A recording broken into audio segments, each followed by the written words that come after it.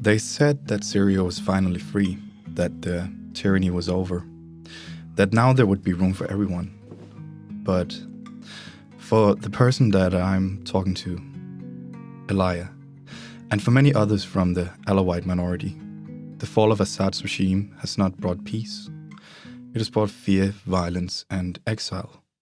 Hundreds of people from Syria's Alawite religious minority have been killed in the worst violence there since the fall of dictator Bashar al-Assad in December. He tells a story about standing by a shallow river with his parents and his two younger siblings who wade through it. With clothes soaked and eyes hollow, they carry barely anything. On the other side, they collapse in tears. Not just from relief, but from grief. They've left everything behind. It felt like an apocalyptic movie. Literally, that's how it felt like. And it took us 14 hours from Damascus to Latakia.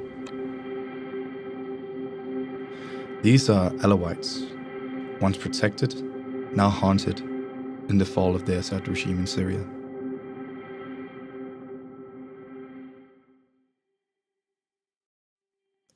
And it wasn't supposed to be like this. After 5 decades under the Assad family, themselves Alawite, many believed that the new Syria would be for all Syrians, but, well, now videos are spreading online. Brutal executions, torture, men getting told to crawl like dogs before being shot. And Eliah, well, he's right in the middle of it.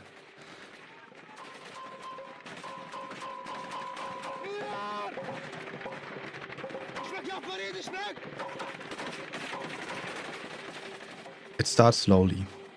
Rumors, then reports, then the footage. Eliah stays inside, windows shut, his door locked. When they arrived, shooting started happening. They started to shoot everywhere in the streets just to scare off civilians and to show that they are the dominant ones. People were being humiliated in the worst way. And I was in my room when I saw 2 armed kids who looked like they were teenagers holding an AK-47, aiming it at civilians in their homes. Honestly, it's been a rough journey. Like, you're in the beginning of the movie The Purge. You watched it before? He lives in Tartus, which is on the Mediterranean coastline of Syria. He's young and he wears headphones around his neck. He has an ambition of being a rapper. My other sister, she's an anchor too. Like, she's a news broadcaster. She has a program. And now that the regime is gone, and with it, the fear of speaking your mind, but that freedom, it's not without cost. He tells me about the night Assad fell. At first there was joy, fireworks, flags, people dancing. But as power changed hands, new fears emerged. A lot of people are going to be afraid of the past, of their past, and concerned. It's a natural thing. Fear is a natural thing that humans have. So their past is obviously going to be, a concern.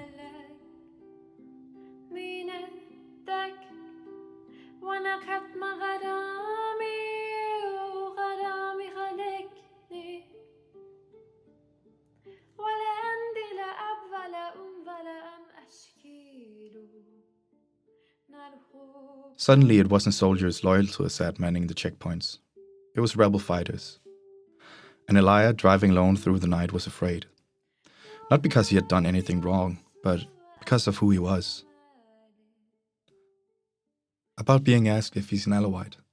And that question, I think, they shouldn't ask that question, to be honest, but they asked it. We shouldn't fight. We shouldn't say, oh, this guy's Christian, I don't like him, get out. Or this guy's Alawi, I don't like him, get out. No, like some people, they believe that this guy's Alawi, that means he was with Bashar al-Assad. That's not true. Eliah doesn't like to talk about being Alawite. For decades, the community that he was part of was associated with power, and many of them held top government positions. But Assad's regime wasn't only Alawite, it was a mix. Even people part of Sunni Muslim denominations were part of the top in the regime. Still, for Elijah and his people, Assad was to some degree seen as a protector, as he was kind of the only thing that stopped people from harassing them. And now that protection is gone, and the cost of his legacy is falling on their shoulders. Like someone like Bashar al-Assad, we always thought from school and from they brainwashed us, we always thought that this guy could never fall. That made us question whether it's reality or not. Militia are accused of storming villages in Tartus and Latakia and carrying out revenge killings, as well as looting homes and setting them on fire. The town of Banias was one of the worst hit. Over 200 fighters on both sides are also said to have been killed in On March clashes. 6th, violence erupts.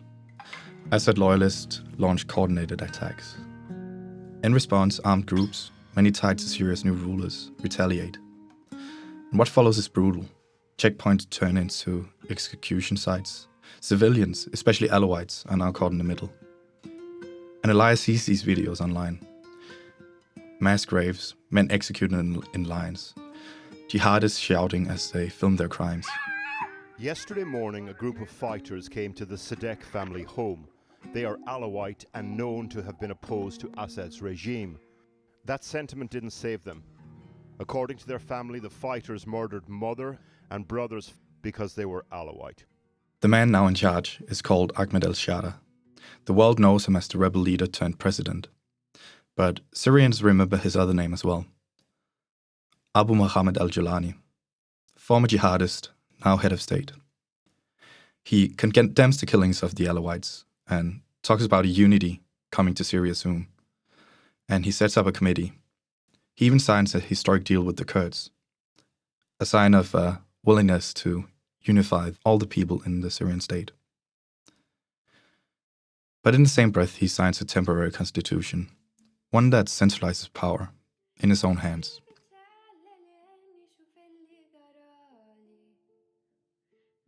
So the begging question is this justice or just a new face for the same kind of rule in the land of Syria? Eliah wants to believe in a united Syria, talks about hope, Giving them my hopes, about standing hand in hand. and I hope they could take this responsibility. But lately, that hope feels more like a whisper than a voice. Eliah's story is not unique. Across Syria, thousands like him are caught in a cruel paradox, punished for the sins of a regime they never controlled. The names might change, the flags might change. But for minorities in a country like Syria, and for minorities like Alawites, the fear stays the same.